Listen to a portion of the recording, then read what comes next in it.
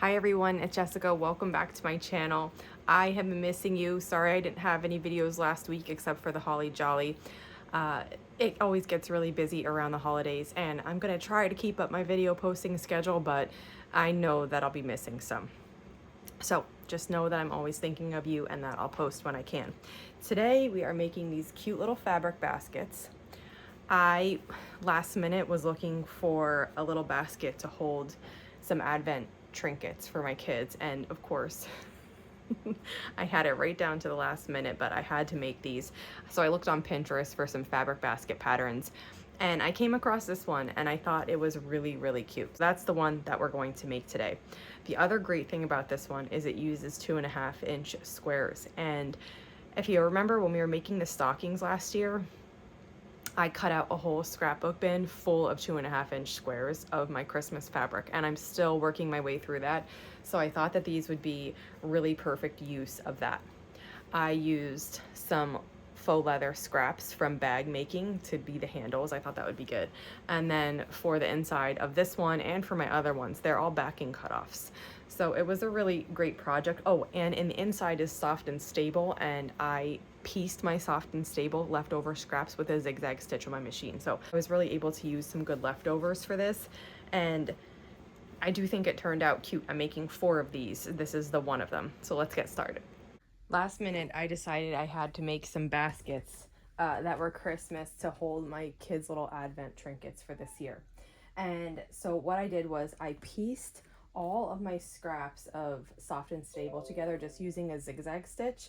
And then I found a pattern online for a patchwork basket. I'll link to that below.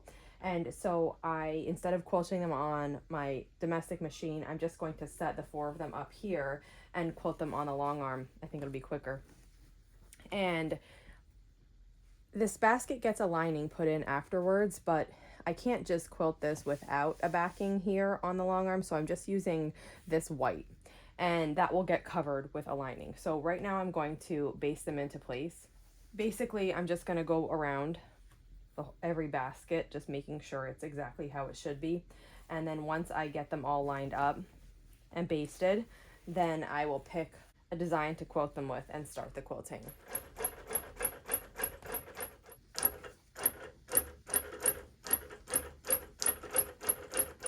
I have all of the pieces basted down, so I just went around the outside with this basting stitch, except these little bottom parts that were too far down. I'll need to advance it before I can quilt those. So these are all set up to get started. I chose the pantograph called Belly Bop. I like this one, and I made it small, and I think it's gonna look really nice on these baskets. And the quilting started. So I have found that my long arm doesn't love quilting on a batting or a soft and stable without a fabric on the top layer. And sometimes the thread breaks because of that, but because of the way that these are set up, you know, we have this sticking out of each one. It's about 6 inches. So there is quite a bit of portion where it will be quilting on this. Hopefully that doesn't cause too much problems. We'll just see. I have the speed turned down kind of low. It's like 1/4 of the speed, and I'm just gonna see how that goes. Everything is looking good so far. I haven't had one thread break. My machine's been doing great going over this area where it's just the batting and the backing, and I just advanced it, and I have 2.5 more rows to go to finish quilting, so it's looking really good. I like the size that this is turning out. So sometimes I don't get that right, but I am happy with this one. I got the bags cut out and I'm actually on my 3rd one right now, and I think that I have it down now. I made 2 mistakes in the first one. I made 1 mistake in the second one, so this way I hope I don't make any. For the first one, what I did was I think I put the handles on wrong. This is actually my second one. This time I put them on this way. Last time I put them on the other way, and I think originally the way I put them on was I thought I want more of this dark brown showing, so I had it the other way, and then it looked backwards, like you couldn't grab it right. So this time I put them on this way so that when you pick it up, it's like that. Now I'm not planning on really carrying these baskets by the handles, but I figured that would be okay. The other thing is that this one's not pressed yet. I'm just gonna press it in, and it helps it make a boxier shape, but In the pattern, it has this like little bit hanging over. This is the lining. By putting this lining here, this is a 1/4 inch because the seam allowance is a 1/4 inch here. You're a 1/4 inch short on the inside of the basket, and you can see this is like floating a little bit. So when I push down to the actual bottom, you know, the rest of the basket kind of pulls. So once I get to this one, I'll show you exactly what, but I did this on the first one, and then I noticed that it was short when you do that. So I wanted to add a 1/4 inch. To the second one, I forgot. But for the third one, I remembered to add the 1/4 inch. So here is my third. And I cut my lining. They're wrong sides together when you cut it out. And these corners are, you match the lining exactly to it. But across the edges like this, here, these short edges, the other long edge, and the other short edge, you add a 1/4 inch. And that's going to compensate for the 1/4 inch that you're leaving on the top, so that your lining will go all the way down to the bottom of the bag. I have my handles here. I'm using faux leather from Sally Tomato, and ideally this wouldn't be what I would choose. I would probably use webbing and then cover it with fabric, but I don't really have time to do that, so this is working just fine. It works fine. I don't love the way it looks, but it's okay. So then what I'm doing is I'm centering the short edges. You have to do the placement of your handles. So I've been doing them 2.5 inches apart. So the center is right here, and then I go 1.25 inches over, and then I'll clip that.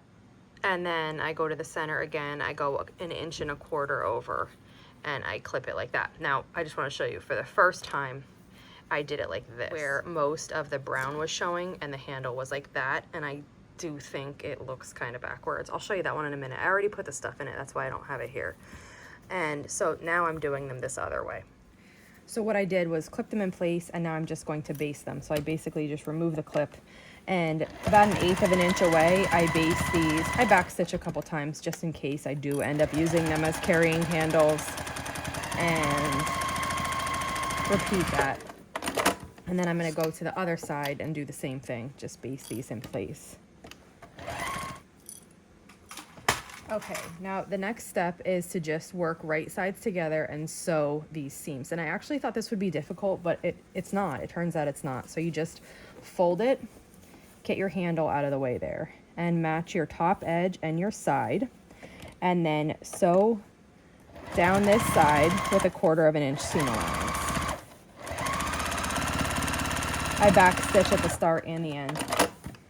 And here's what the one side looks like then, sewn together. And you repeat that at all 4 corners. So just fold it so it matches at the top, put it down, sew.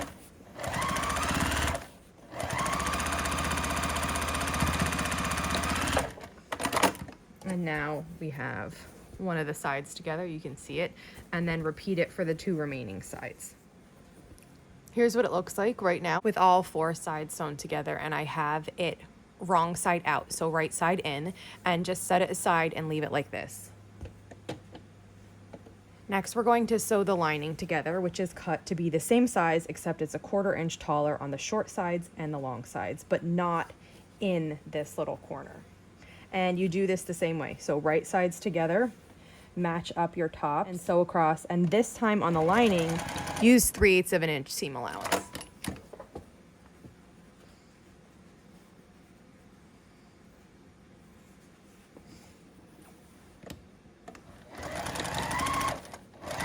And then after you have the lining sewn together, here it is, you're going to turn it so that it's right side out. And then you're going to take the lining and place it in the bag. And these are going to be going right sides together. And then I start clipping around the top. I usually start at all 4 corners first. So I'm just going to match this corner here and clip, and then go on to the next. And I'm trying to match the top of my lining with the top of the bag so that they're even. And then after I have the corners matched, I'll just go back and I'll add 1 clip on the short ends and 2 clips on the long ends to just hold the lining in place. Okay, and now I'm going to move this extension table out of the way and sew the bag together. Now you can sew it like this on the outside, or you can sew it like this and sew along the inside, whatever feels more comfortable for you. We do need to leave a big portion here on one of the long sides for turning. So whatever long side you want, just what I do is I usually start pretty close to the corner on one side, and we're doing a 1/4 inch seam allowance here. I back stitch, sew to the corner with a 1/4 inch seam allowance, and then just rotate onto the next side. 1/4 inch seam allowance again. And I've done it both ways. I've done it sewing on the outside like this, and I've done it sewing on the inside like this. They both work. They're both a tiny bit awkward because the Soft and Stable is foamy, but it ends up turning out great. It just feels a little uncomfortable while I'm sewing it. Now I'm on the last side. This is where I started. So kind of right after I cut the corner there, I'm going to cut my thread. And now I have this big section open here for turning it. And so I'm going to reach into this and just turn the whole container right side out.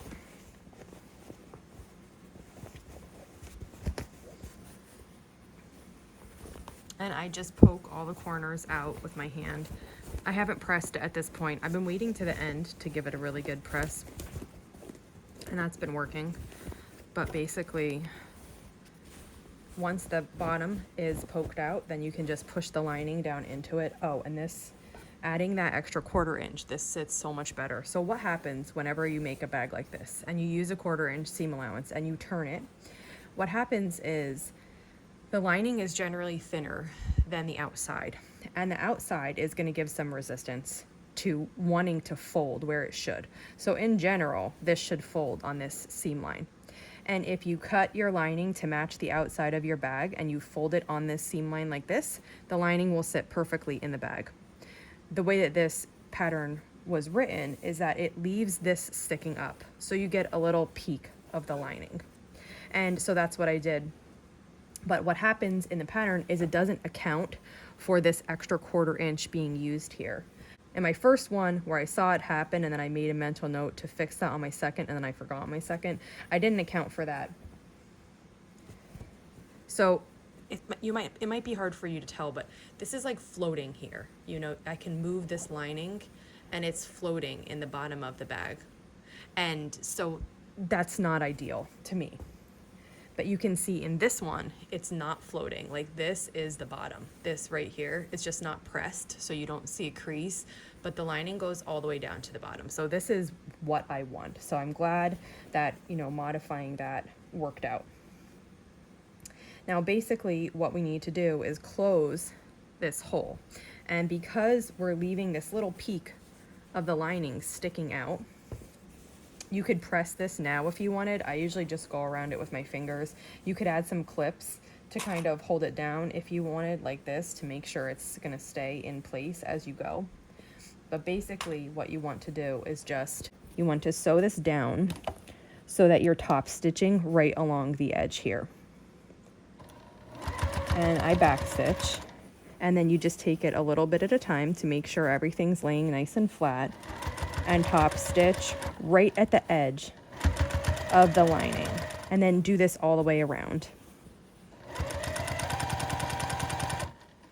Now, as you're sewing around, you're going to get to the point where you left that spot open.